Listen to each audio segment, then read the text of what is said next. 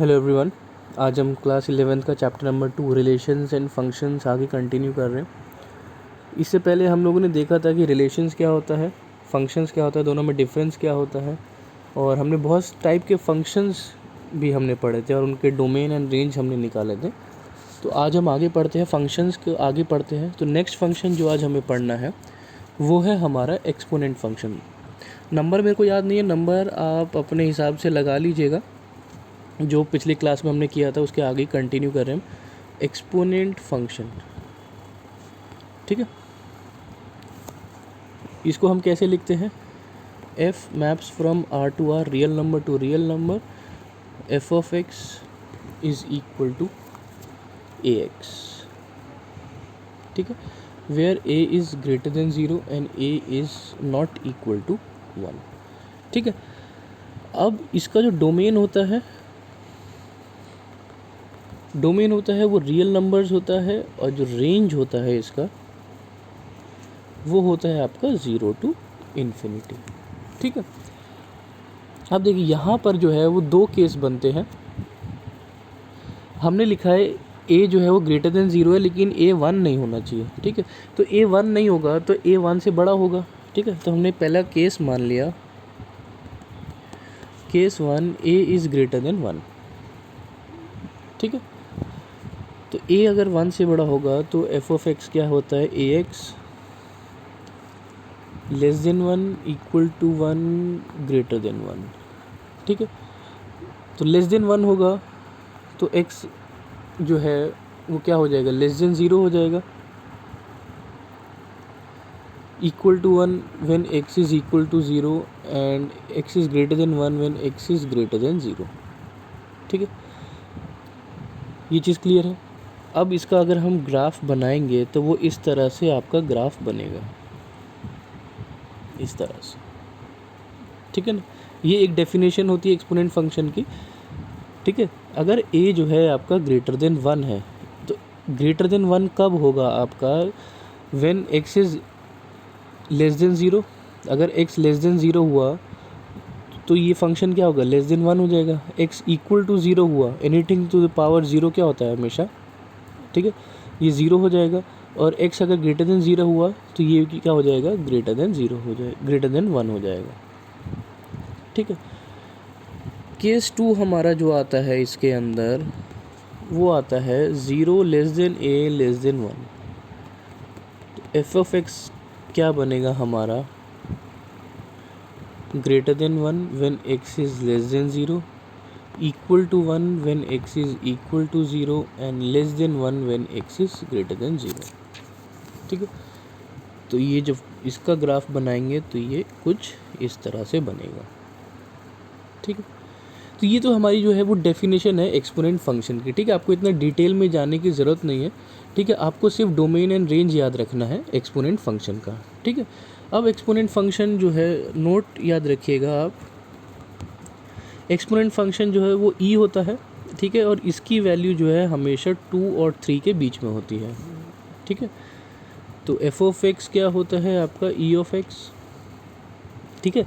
अब आप इसमें कंफ्यूज मत होइए, ये सेम होता है, same as f of x equal to a of x, ठीक है। हमने डेफिनेशन जो की है वो a ऑफ x से करी है, ठीक है, लेकिन वो a ऑफ x और e ऑफ x हमेशा सेम रहता है, ठीक है। For a greater than 1 f of x is equal to e of minus x, ठीक है। And for 0 less than a less than 1, जो हमने सेकंड केस पढ़ा था, ठीक है। फॉर सेकंड केस, अच्छा ये जो है ये हमारा इसके लिए है, ठीक है। और e ऑफ माइनस एक्स किसके लिए होता है? ये हमारा इसके लिए होता है, ये कंडीशन होती है हमारी, ठीक है ना। तो f ऑफ x अगर e ऑफ x है तो यहाँ पे क्या लिखेंगे हम? तो a जो है वो ग्रेटर देन 1 होता है, ठीक है। और a अगर 0 और 1 के बीच में है तो e क्या हो जाएगा? माइनस एक्स हो जाएगा, ठीक है ना। ये हमारी बस डेफिनेशन है एक्सपोनेंट फंक्शन की, ठीक है। ज़्यादा डिटेल में आपको पढ़ने की ज़रूरत नहीं है, लेकिन आपको डोमेन एंड रेंज ज़रूर याद होना चाहिए, ठीक है। ग्राफ ज़रूर याद रख लीजिएगा एक्सपोनेंट फंक्शन के लिए, जो दो केस बनाए हैं हमने, ये दोनों केस के ग्राफ ज़रूर याद रख लीजिएगा, ठीक है। नेक्स्ट लॉग फंक्शन, ये होता है f maps from r to r, ठीक है। एफ ऑफ एक्स क्या होता है, लॉग बेस ए एक्स, ठीक है। A greater than 0, a not equal to 1, ठीक है। अब जो लॉग फंक्शन होता है इसको हम क्या बोलते हैं, इसको हम बोलते हैं इन्वर्स ऑफ एक्सपोनेंट फंक्शन, ठीक है। लॉग होता है वो इन्वर्स ऑफ एक्सपोनेंट फंक्शन होता है, ठीक है। जैसे कि आपने लिखा log a x equal to y, तो हम एक्स को क्या लिख सकते हैं, a to the power of y, ठीक है। देखिए ये बन गया इसी फॉर्म का जो हमने पढ़ा था a to the power x exponent में, ठीक है ना। तो इसलिए हम इसको बोलते हैं इन्वर्स ऑफ एक्सपोनेंट फंक्शन, ठीक है। आई होप ये चीज़ क्लियर होगी आपको। डोमेन अगर इन्वर्स है तो डोमेन रेंज भी ऑपोजिट हो जाएंगी, ये 0 से इन्फिनिटी होता है और रेंज इसका क्या होता है, रियल नंबर्स होता है, ठीक है। अब उसमें 2 केस बने थे तो इसमें भी 2 केस बनेंगे। केस 1 ए ग्रेटर देन 1, ठीक है। तो y equals to log a x, तो less than 0 when 0 is less than x less than 10, equal to 0 when x is equals to 1 and greater than 0 when x is greater than 1, ठीक है। आप x की value अगर 0 और 10 के बीच में डालेंगे तो इसका वैल्यू जो है हमेशा ग्रेटर देन 0 आएगा। कहने का मतलब ये है, आप x की वैल्यू 1 डालेंगे तो आंसर क्या आएगा, 0 आएगा, ठीक है। log 1 हमेशा 0 होता है, और अगर आप 1 से बड़ा डालेंगे तो आपका आंसर क्या होगा, हमेशा ग्रेटर देन 0 होगा, ठीक है। कहने का यहाँ पे ये मतलब है, ठीक है। इसका ग्राफ बनेगा किस तरह से, इस तरह से इसका ग्राफ बनता है ये वाला, ठीक है। केस 2 पर आ जाते हैं। केस 2 अगर है 0 लेस देन ए लेस देन 1, सेम कंडीशंस वही है हमारी, log base A x this is greater than 0 when 0 less then x less than 1, equal to 0 when x is equal to 1 and less than 0 when x is greater than 1, ठीक है। Same condition. Graph कैसे बनेगा इसका, ये वाला graph जो बनेगा ये इस तरह से बनेगा, ठीक है। तो ये भी एक डेफिनेशन है लॉग फंक्शन की, ठीक है। आपको मेन चीज़ जो आपको याद रखना है वो है ग्राफ एंड डोमेन रेंज, ठीक है। अब लॉग फंक्शन की कुछ प्रॉपर्टीज़ हैं वो ज़रूर याद रखिए, प्रॉपर्टीज़, ठीक है। लॉग फंक्शन की मैं प्रॉपर्टीज़ आपको बता रहा हूँ, इनको याद रखिएगा। लॉग टू द बेस ए 1 क्या होता है, हमेशा 0, जैसे कि अभी आपने डेफिनेशन में देखा ही है। और लॉग ए अगर 0 है तो ये क्या होता है, आपका अनडिफाइंड होता है, जिसको हम इन्फिनिटी कहते हैं, ठीक है। थर्ड, लॉग बेस और नंबर अगर सेम हो गया तो ये 1 होगा। नेक्स्ट, लॉग बेस ए एक्स वाई क्या होता है, log x plus log y, ठीक है। a जो है वो कुछ नहीं, वो बेस हम लेते हैं, कोई भी एक नंबर जो है आप उसको बेस ले सकते हैं, ठीक है। ये बेस का कॉन्सेप्ट है, ठीक है। जब हम इन डिटेल लॉग फंक्शन पढ़ेंगे, ज़्यादा डिटेल में पढ़ेंगे, तब हम उसका कॉन्सेप्ट बताएंगे कि ये बेस क्या होता है। फिलहाल आप ये मान के चलिए अभी हम बेस a लेते हैं इसका, ठीक है। Next 5, log a x by y, log x minus log y, log x की power n, n log x, log x is 1 upon log base x कर देंगे तो ये a हो जाएगा, ठीक है। तो ये 7 प्रॉपर्टीज़ हैं जो आपको लॉग की बारे में आपको याद होनी चाहिए, ठीक है। नेक्स्ट आता है आपका रेसिप्रोकल फंक्शन। क्या कहता है, f maps from r to r and f of x equals to 1 by x. Reciprocal जैसे कि आप जानते हैं, ठीक है। डोमेन इसका क्या होगा, आप देखिए नीचे ज़ीरो नहीं लिख सकते, ज़ीरो को छोड़ के आप कोई भी वैल्यू लिख सकते हैं, यानी r माइनस ज़ीरो हो जाएगा। और रेंज इसका क्या होगा, ये आंसर कभी भी ज़ीरो नहीं आएगा, तो r minus zero.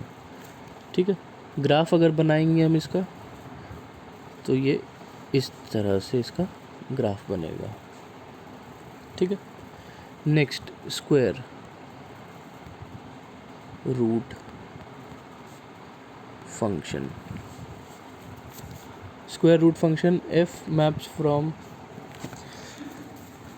r plus से r प्लस का मतलब होता है सिर्फ पॉजिटिव नंबर्स। आप रूट के अंदर कभी भी नेगेटिव नहीं ले सकते, इसलिए r प्लस लिखा हुआ है, f(x) equals to root x. ठीक है, r प्लस का मतलब समझ आ गया, सिर्फ पॉजिटिव नंबर्स हमें चाहिए। ठीक है, नेगेटिव नंबर हमें नहीं चाहिए। तो इसका जो डोमेन होगा, आप इसमें सिर्फ पॉजिटिव नंबर्स डाल पा रहे हैं, यानी सिर्फ रियल नंबर्स होंगे जो पॉजिटिव होंगे, यानी कि 0 से इन्फिनिटी तक चलेगा ये। ठीक है, और इसका जो रेंज होगा, रेंज भी आपका 0 से इन्फिनिटी चलेगा। ठीक है, ग्राफ बनेगा इसका, ग्राफ किस तरह से बनेगा इसका, इस तरह से इसका ग्राफ बनता है। ठीक है, नेक्स्ट स्क्वायर फंक्शन। अभी स्क्वायर रूट पड़ा था, अब square function. f maps from real number to real number and f of x equals to x square. देखिए आप कोई भी वैल्यू डाल सकते हैं इसमें, तो डोमेन रेंज हो जाएगा, r हो जाएगा। और रेंज कोई भी वैल्यू डालेंगे हमेशा पॉजिटिव नंबर देगा, तो 0 से इन्फिनिटी। ठीक है, ग्राफ बनाएंगे, एक पैराबोला बनता है इस तरह से। ठीक है, next cube function. Cube function क्या कहता है, f maps from r to r, f(x) x cube हो जाएगा। ठीक है, डोमेन इसका क्या हो जाएगा, कोई भी नंबर डाल सकते हैं, तो r हो जाएगा रियल नंबर। रेंज कोई भी नंबर आ सकता है, r। ठीक है, ग्राफ बनाएंगे इसका, तो ग्राफ इसका इस तरह से बनेगा। ठीक है, नेक्स्ट क्यूब पढ़ा है तो क्यूब रूट भी पढ़ लेते हैं। Cube root function, f maps from r to r, f(x) x की पावर 1/3। डोमेन रियल नंबर, कोई भी नंबर डाल सकते हैं आप, और आंसर में क्या आएगा आपका, कोई भी नंबर, रेंज आ जाएगा। ठीक है, ग्राफ इसका इस तरह से बनेगा। ठीक है, तो ये थे हमारे सारे फंक्शंस जो हमें पढ़ने हैं, जिनका डोमेन रेंज हमें याद रखना है। ठीक है, आगे जाके बहुत काम आने वाले हैं ये डोमेन एंड रेंज, तो इसको आप ज़रूर से याद रखिएगा। ठीक है, चलिए आ जाते हैं एक्सरसाइज 2.3 पे। एक्सरसाइज 2.3 क्वेश्चन नंबर 1 देखते हैं पहले। क्वेश्चन नंबर 1 कह रहा है कि which are the following relations are functions, give reason. ठीक है, रिलेशन को हमें फंक्शन बताना है। ठीक है, फंक्शन के लिए मैंने आपको बताया था क्या क्या रूल हमें फॉलो करना है, कि हर एलिमेंट का एक इमेज होनी चाहिए। ठीक है, और हर एलिमेंट की एक यूनिक इमेज होनी चाहिए, कहने का मतलब ये एक यूनिक इमेज होनी चाहिए, रिपीट नहीं होना चाहिए। ठीक है, और इसको मैंने आपको इस तरह से भी बताया था कि जो फर्स्ट एलिमेंट है वो रिपीट नहीं होना चाहिए। ठीक है ना, उसकी इमेज रिपीट नहीं होना चाहिए। तो देखिए फर्स्ट में हम कह सकते हैं येस, क्यों, क्योंकि देखिए फर्स्ट एलिमेंट कभी भी रिपीट नहीं हो रहा है। अगर मैं इसको बनाऊं 2 5 8 11 14 17, 2 5 8 11 17 14, और इधर क्या है 1। देखिए सबकी इमेज 1 पे आ रही है, लेकिन किसी सबकी यूनिक इमेज है और सबकी बन रही है, तो इसलिए हम कह सकते हैं कि ये एक फंक्शन है। ठीक है ना। सेकंड, चलिए इसको बना लेते हैं पहले। 2 4 6 8 10 12 14, 1 2 3 4 5 6 7, 2 जा रहा है 1 के पास, 4 जा रहा है 2 के पास, 6 जा रहा है 3 के पास, 8 जा रहा है 4 के पास, 10 जा रहा है 5 के पास, 12 जा रहा है 6 के पास, 14 जा रहा है 7 के पास। बिल्कुल यस। बिल्कुल कर सकते हैं। अच्छा, इसमें पूछे डोमेन एंड रेंज बताइए। देखिए मैंने आपको बताया था ये पहला जो होता है ये डोमेन होता है, और ये जितनी भी इमेज बनती हैं ये सारी क्या बनती है, रेंज बनती है, ठीक है ना। तो इसका डोमेन क्या हो जाएगा, 2 4 6 8 10 12 14। रेंज क्या हो जाएगा, 1 2 3 4 5 6 7, ठीक है। थर्ड 1 2 इधर 3 5। अब देखिए 1 3 पे भी जा रहा है, 1 5 पे भी जा रहा है, तो दो इमेज बन गई। यहीं पे ये क्रॉस कर दीजिए आप, ये फंक्शन नहीं है, ठीक है। 2 की सिंगल इमेज है लेकिन 1 की दो इमेज बन रही है, तो ये नहीं हो सकता, ठीक है। Question number 2, F of x आपको डोमेन एंड रेंज निकालना है माइनस मॉड्यूलस एक्स। अब देखिए ये क्या आ गया आपका, मॉड्यूलस फंक्शन आ गया, बाहर माइनस है, ठीक है, अंदर माइनस नहीं है। तो देखिए मैंने आपको बताया था कैसे निकालना है, बहुत सिंपल है। आप ये बताइए एक्स में आप कौन कौन सी वैल्यू डाल सकते हैं, आप कोई भी वैल्यू डाल सकते हैं, है ना। ऐसा तो नहीं है कि ये नॉट डिफाइंड हो जाएगा। तो जो जो वैल्यू आप डाल सकते हो वो सारी क्या आ जाएंगी आपका डोमेन में आ जाएंगी। तो वो आ गया रियल नंबर। रेंज देखते हैं, आप कोई भी वैल्यू डालेंगे पहले तो स्टार्टिंग में, देखिए यहाँ पे अब आप कोई भी वैल्यू डालेंगे तो वो हमेशा पॉजिटिव बन जाएगा। आप माइनस डालिए चाहे प्लस डालिए वो पॉजिटिव बन जाएगा। लेकिन बाहर क्या है, एक माइनस भी है, तो वो सारी पॉजिटिव वैल्यूज़ को क्या कर देगा, कन्वर्ट कर देगा। तो ये क्या हो जाएगा, minus infinity to zero. Zero पे स्क्वायर ब्रैकेट लगाएंगे, स्क्वायर ब्रैकेट का मतलब होता है कि ज़ीरो भी आ सकता है, ठीक है। एक्स को आप ज़ीरो डालो, माइनस ज़ीरो क्या होता है, ज़ीरो ही होता है ना।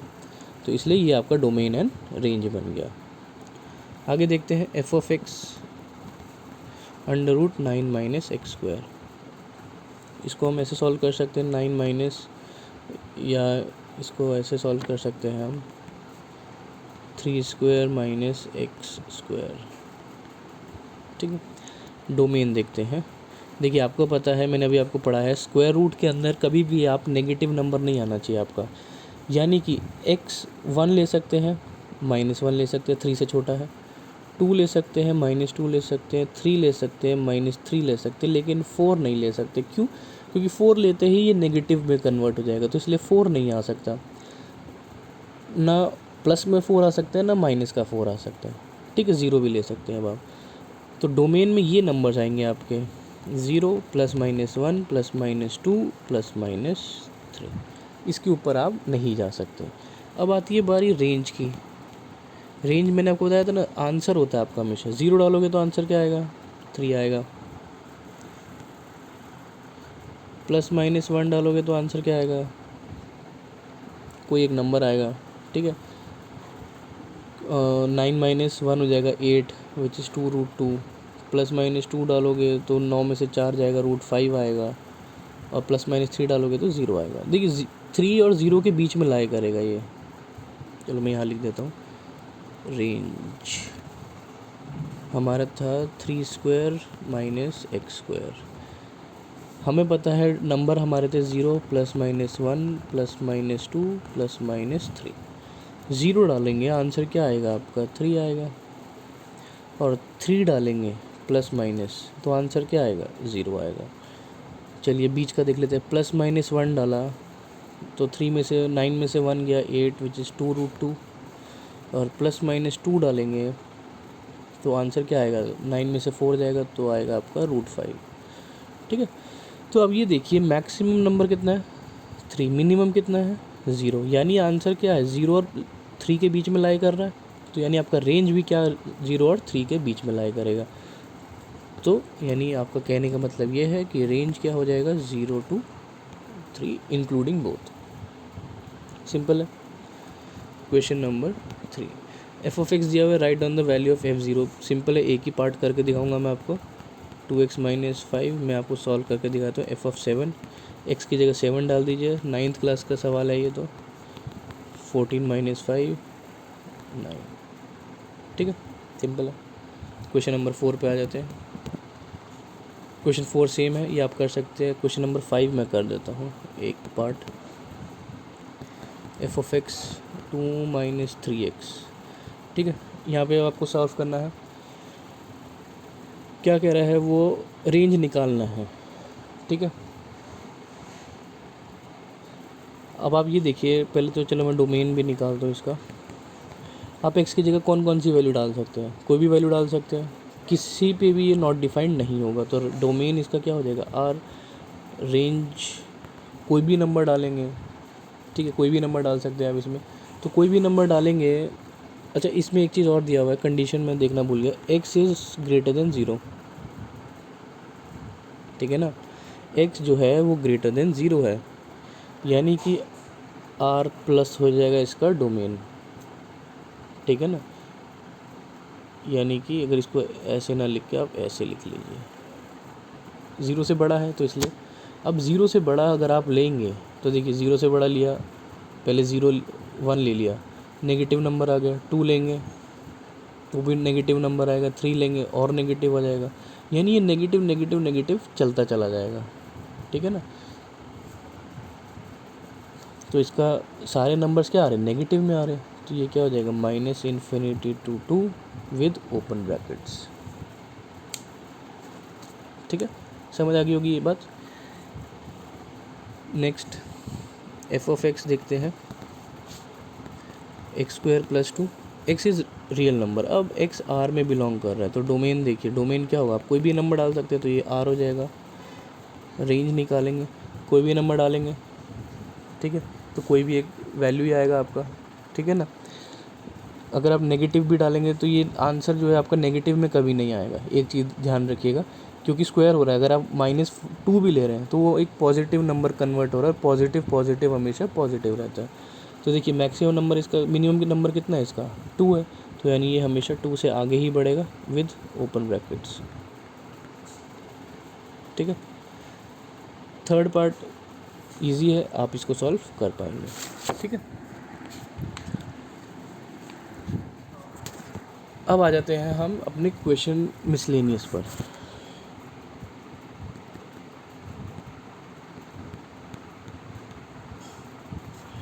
मिसलेनियस देखते हैं, f is a function and g is not a function, ठीक है, वो दिखाना है आपको। एक दो फंक्शन दिए हुए हैं आपको और आपको बोल रहा है कि आपको दिखाना है कि f फंक्शन है and g is not a function, ठीक है, सिंपल है। पहले f का देख लेते हैं हम। f की डेफिनेशन क्या कह रहा है, x² 0 less than x less then 3 and 3x 3 less than x less than 10, ठीक है। तो यानी देखिए आप वैल्यूज़ देखिए f(x) में कौन कौन सी वैल्यूज़ आ रही हैं, 0 से लेकर 10 तक सारी वैल्यूज़ आ रही हैं, ठीक है। तो अगर मैं इसको प्लॉट कर लूँ 0 1 2 3 डॉट डॉट डॉट 10 तक मैंने प्लॉट कर लिया। चलिए 0 डालेंगे तो आंसर क्या आएगा, 0 आएगा। 1 डालेंगे तो क्या आएगा, 1 आएगा, क्योंकि ये स्क्वायर पे जाएगा। देखिए 0 और 3 तक कहाँ जाएगा, ये स्क्वायर पे जाएगा, ठीक है। 2 डालेंगे तो क्या आ जाएगा, 4 हो जाएगा। 3 डालेंगे तो क्या हो जाएगा, 9 हो जाएगा। अब देखिए जब 3 है वो दो जगह जा रहा है, लेकिन दोनों जगह सेम वैल्यू आ रही है। यहाँ पे स्क्वायर हो रहा है, यहाँ पे भी 3 × 3 9 दे रहा है, यानी इसकी इमेज एक ही बन रही है, 3 की और कोई इमेज नहीं बन रही। बाकी तो जितने भी नंबर है सबकी एक एक इमेज बनेगी, सिर्फ जो नंबर रिपीट हो रहा है हमें वो देखना है कि एट x = 3, ठीक है, एट x = 3 x² = 9, एक इमेज ये बनी, एंड एट x = 3 3x = 9, यानी दोनों पे एक ही इमेज आ रही है, यानी कि हम कह सकते हैं कि यूनिक इमेज है इसकी, ठीक है। तो हम कह सकते हैं अगर यूनिक इमेज है तो ये फंक्शन है। अब g(x) पे देख लेते हैं, g(x) डिफरेंस पता लग जाएगा आपको। अभी ये आ रहा है x², ये आ रहा है 3x, 0 less than x less then 2 2 less than x less than 10। देखिए हम सिर्फ 2 पे चेक करेंगे क्योंकि बाकी सब तो नंबर एक ही बार आ रहा है, 2 दो बार आ रहा है। एट x = 2, x² पे आंसर कितना आएगा, 4, x = 2 3x पे क्या आएगा, 3 × 2 6। अब यहाँ पे दो इमेज बन गई, यानी 2 जो है 4 के पास जाएगा और 6 के पास जाएगा, दो इमेज बन रही है। दो इमेज बनेगी तो ये फंक्शन आपका नहीं कहलाएगा, इसलिए ये आपका फंक्शन नहीं है, 2 डिफरेंट इमेज बन रही है, ठीक है। क्वेश्चन नंबर 2 सिंपल है, आप कर सकते हैं। क्वेश्चन नंबर 3 पर आ जाते हैं, डोमेन एंड रेंज। ये इंपॉर्टेंट क्वेश्चन है, इसकी जितनी प्रैक्टिस हो सके उतनी कीजिएगा, इस तरह के क्वेश्चंस की।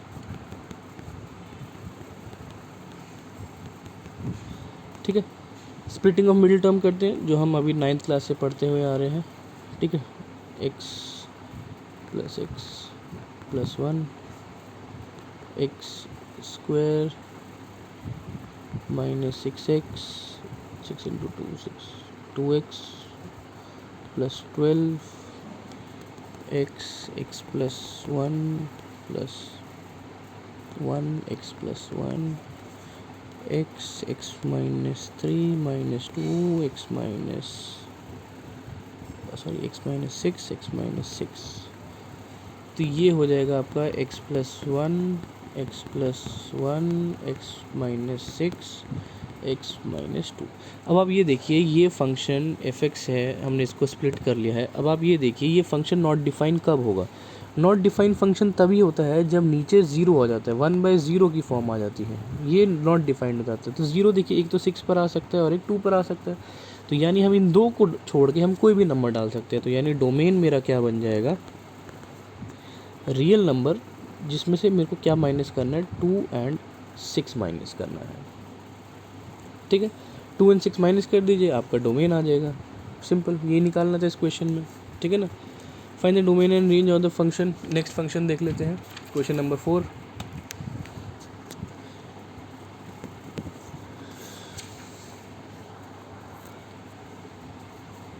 f(x) आपको दिया हुआ है रूट x माइनस 1, डोमेन निकालना है एंड रेंज निकालना है। ठीक है, सिंपल है। डोमेन निकालते हैं पहले तो। अब आप ये देखिए, x की जगह आप कौन कौन सी वैल्यूज़ पुट कर सकते हैं।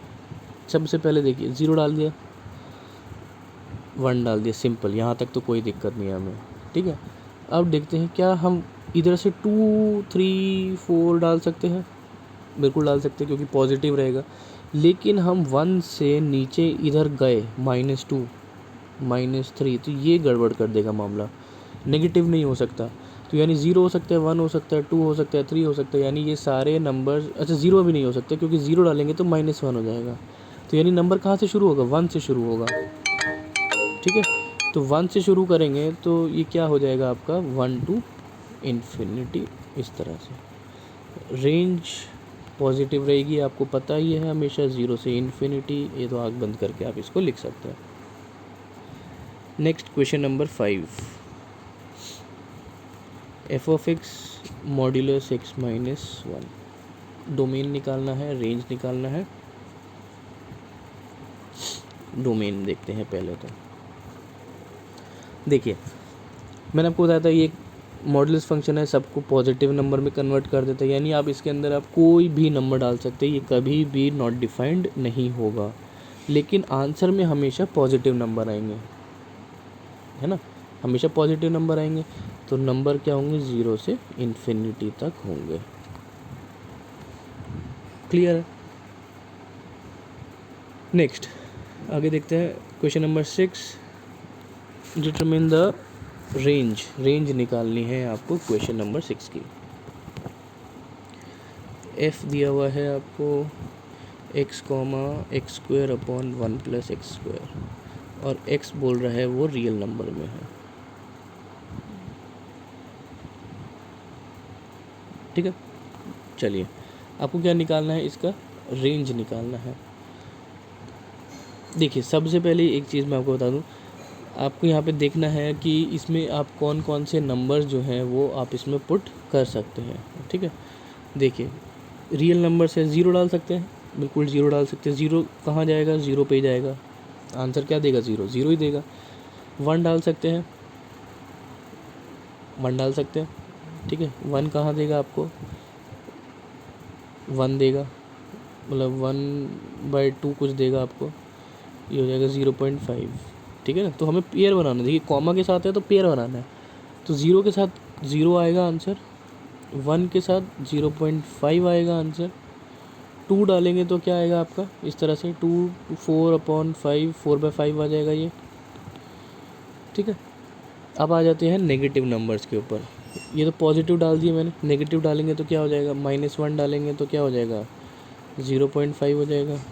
ठीक है, -2 डालेंगे तो यानी कहने का मतलब ये है कि देखिए ये वाला जो पोर्शन है ये सेम रहेगा, ठीक है। 0 0 डालेंगे तो 0 आएगा, +-1 डाल लीजिए, आपका आंसर हमेशा क्या आएगा, 0.5 आएगा। +-2 डाल लीजिए, आंसर आपका हमेशा क्या रहेगा, 0.5 रहेगा, ठीक है। ऐसे ही अगर आप +-3 डालेंगे तो 3 के साथ क्या हो जाएगा आपका 9/10 हो जाएगा, ये इस तरह से, ठीक है। तो यानी कि आप देखिए आपका आंसर जो है वो 1 नहीं पहुंच रहा है।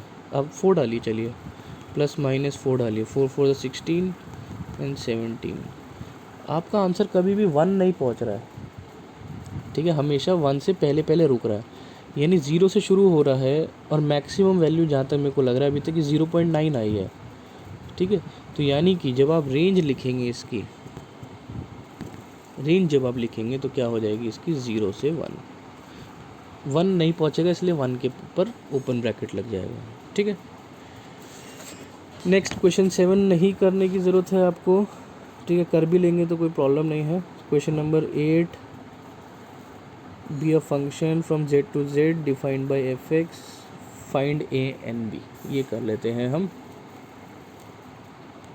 क्वेश्चन नंबर 8, f दिया हुआ है, f ऑफ x दिया हुआ है ax plus b, f of 1 निकालिए, f ऑफ 1 क्या होगा, a प्लस बी, और ये कितना दिया हुआ है, 1 दिया हुआ है। f ऑफ 2 निकाल लीजिए, 2a प्लस बी, कितना दिया हुआ है, हमें 3 दिया हुआ है। कैसे पता, 1,1 2,3, यानी ये जो दूसरा नंबर है ये इमेज होता है ये, ठीक है ना।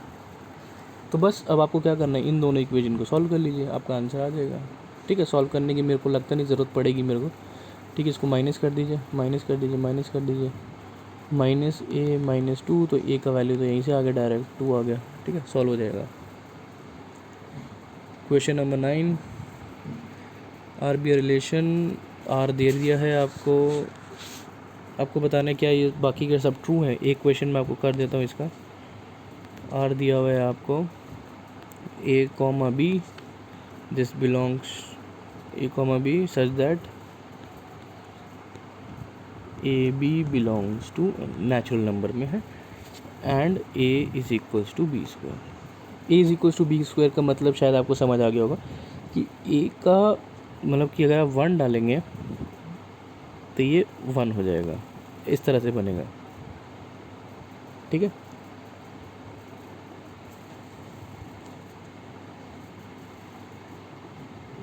यानी ये नंबर इक्वल होना चाहिए दूसरे के स्क्वायर के, यानी जैसे कि 1 डाला तो 1 का स्क्वायर के तो इक्वल हो गया, ठीक है ना। तो वो पूछ रहा है सेम नंबर हो सकता है, नहीं मुझे नहीं लग सकता। पहले का आंसर मैं फॉल्स लिखूँगा, क्यों, देखिए अगर मैंने डाला 2,2, क्या 2 के स्क्वायर के इक्वल होता है कभी भी, क्या 2 is not equal to 2 square, simple सी बात है, ठीक है ना। 2 is not equals to 2 square, तो यानी पहला वाला मेरा आंसर क्या हो जाएगा, फॉल्स हो जाएगा। सेकंड वाले में वो क्या कह रहा है, a, b belongs to r implies b a भी r में है, फॉल्स, तो क्लियर दिख रहा है। वो कह रहा है कि a b में होगा तो b a में भी होगा, यानी कि देखिए जैसे सपोज़ 9,3 ले लिया, ठीक है, r आपको याद होगा, r क्या कह रहा है, a equal to b square, ठीक है। तो 9,3 लूँगा तो 9 इक्वल टू 3 स्क्वायर हो सकता है, बिल्कुल हो सकता है 9 इक्वल टू 9, लेकिन क्या इसका उल्टा 3,9 हो सकता है, 3 इक्वल टू 9 स्क्वायर हो सकता है, नो दिस इज़ नॉट, ठीक है ना। तो ये फॉल्स हो जाएगा। फॉल्स लिखेंगे तो काउंटर एग्जाम्पल देना पड़ता है, ट्रू लिखेंगे तो रीज़न देना पड़ेगा।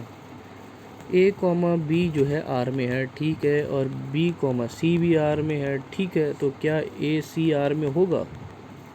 आप कोशिश कीजिए जब ट्रू फॉल्स का क्वेश्चन आए, आप कोशिश कीजिए फॉल्स प्रूफ करने की, हमेशा फॉल्स प्रूफ करेंगे तो आप काउंटर एग्जाम्पल ढूंढेंगे। अगर आपको काउंटर एग्जाम्पल मिल गया तो वो फॉल्स है, अगर नहीं मिल पाएगा तो वो ऑटोमेटिकली ट्रू हो जाएगा, ठीक है ना।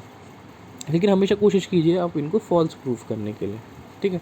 चलिए देखते हैं, a, b r में प्रूफ करना है। चलिए यहाँ पर मैंने ले लिया 16 और 4, बिकॉज 16 जो है वो 4 के स्क्वायर के इक्वल होता है। b c, अब देखिए ये जो नंबर लिया है यही लेना है आपको, 4, एक ले लेंगे तो दूसरा ऑटोमेटिकली आ जाएगा आपको, 4 2, 4 इक्वल टू 2 स्क्वायर। अब आपको देखना ए सी, ए क्या है 16, सी क्या है 2, क्या 16 2 हो सकता है? नहीं, ये तो क्लियर आपको दिख रहा है नहीं हो सकता, फॉल्स, नहीं होगा। ठीक है, क्वेश्चन नंबर 10 आप खुद कर लीजिए, इसमें डायरेक्ट आपको दे ही रखा है, सब कुछ मैप भी करके दे रखा है, आपको रिलेशन और फंक्शन बताना है। ठीक है, क्वेश्चन नंबर 11 में वो क्या कह रहा है, f is a subset of z cross z, define दे दिया, is f function from z to z. ये कर देता हूँ, क्वेश्चन 12 आप कर लेना। ठीक है,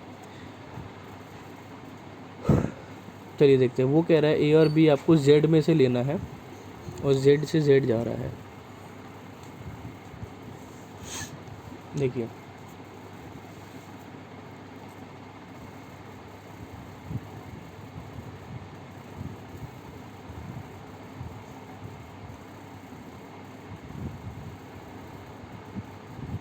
पहले हम 2 नंबर ले लेते हैं। ठीक है, सपोज़ हमने 2 नंबर ले लिए यहाँ पे 2 and 6 ले लिए, suppose a equal to 2, b equal to 6। ठीक है, तो f मेरा क्या है, A B comma A plus B. Question 11, f है मेरा ए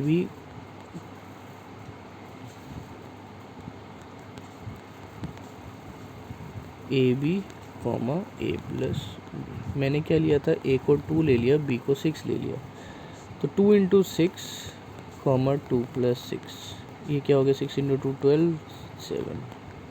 ठीक है, सॉरी 8 हो गया। ठीक है, एक नंबर मिल गया, यानी 12 की इमेज जो है वो 8 पे जा रही है। यहाँ से हमें ये चीज़ पता लग रही है। अब हम क्या करते हैं, इसी का माइनस वर्जन ले लेते हैं। ठीक है, -2 -6, -2 -6 लेंगे तो क्या हो जाएगा, -2 इंटू -6 कॉमा -2 -6, ये क्या हो गया 12, ये क्या हो गया -8। अब देखिए 12 जो है वो -8 पे भी जा रहा है, यानी देखिए एक ही नंबर की 2 इमेज बन रही है, तो 2 इमेज बनेंगी तो ये फंक्शन होगा, नहीं होगा ये फंक्शन। ठीक है ना, तो इस तरह से हमें काउंटर एग्जाम्पल ढूंढने पड़ेंगे। डन। क्वेश्चन नंबर 19 सिंपल है, ए आपको डायरेक्ट दे ही रखा है और हाईएस्ट प्राइम नंबर से दे रखा है। वो कह रहा है कि 9 10 11 12 13 highest prime factor of n। ठीक है, हाईएस्ट प्राइम फैक्टर। ठीक है, ये a है, ये आपका n है। तो देखिए 9 का हाईएस्ट प्राइम फैक्टर क्या होगा, 3 होगा।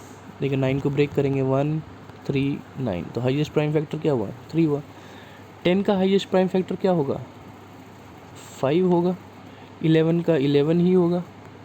12 का अगेन 3 होगा और 13 का 13 होगा। फाइंड द रेंज, रेंज निकालना मेरे को नहीं लगता अभी यहाँ पे ज़्यादा मुश्किल होगा। ठीक है, तो इस तरह से हमें ये चैप्टर हमारा यहाँ पे कंप्लीट हो जाता है। ज़्यादा से ज़्यादा प्रैक्टिस कीजिए डोमेन रेंज निकालने की। ठीक है, बहुत सारे क्वेश्चंस आते हैं डोमेन रेंज के ऊपर जहाँ पे बच्चे फंसते हैं, तो ज़्यादा से ज़्यादा प्रैक्टिस कीजिए उस टॉपिक की। ठीक है, बाकी चैप्टर ज़्यादा मुश्किल नहीं है, एक बार पढ़ेंगे आप दोबारा से तो आपको समझ आ जाएगा। ठीक है, फिर भी कोई डाउट हो तो आप पूछ सकते हैं। Thank you.